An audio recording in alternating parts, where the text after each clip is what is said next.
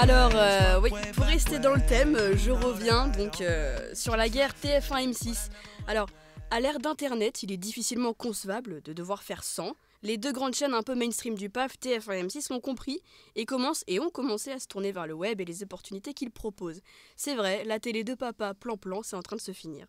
Aujourd'hui, on regarde la télé, mais pas que. On a un De œil papa plan-plan. Bah, la télé de papa, tu connais pas cette expression? La télé de papa, c'est la vieille télé, voilà. De papy même, tu peux dire maintenant. De papa, de papy, de tout le monde.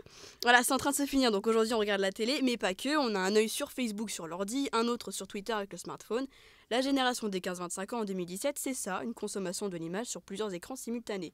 Alors j'entends déjà mon père me dire tu regardes la télé ou l'ordi, mais pas les deux. EDF, c'est pas de l'eau. Bon, ok, j'ai rajouté le c'est pas de l'eau, mais lui dites pas sinon il va couper le wifi chez moi. Et Bref. l'eau. Et l'eau aussi.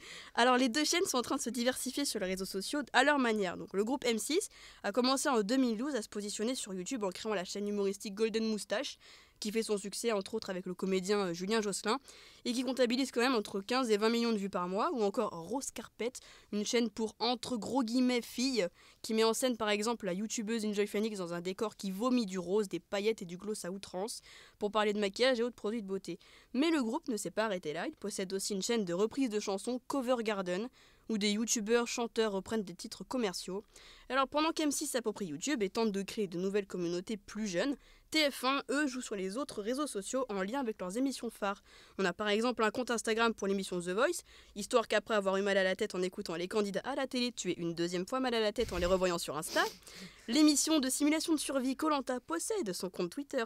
Bien pratique pour savoir combien de crevettes a pêché GG ce matin et qui est le con qui a mangé la dernière cuillère de riz. Bon, je suis un peu dur, hein. Tout n'est pas acheté non plus. D'ailleurs, TF1, avec sa série à succès Clem, a remporté le prix de la meilleure stratégie social média pour son interactivité avec le public. Alors, en effet, on peut choisir la tournure que prend l'histoire, tout ça sur Internet, la couleur de sa robe dans le prochain épisode, et peut-être même bientôt la sauce dans son grec salade tomate-oignon. Alors, à l'époque où tout scénarise, tout se met en scène, publier les coulisses d'une émission, faire participer le public, ça semble un peu cohérent. Et assister au balbutiement des grandes chaînes sur les réseaux sociaux, c'est un peu comme expliquer à Facebook à tes grands-parents. Tu leur montres comment on fait au début, ils pigent rien, ils te demandent à quoi sert un POC alors que toi-même t'en as pas utilisé depuis 2013.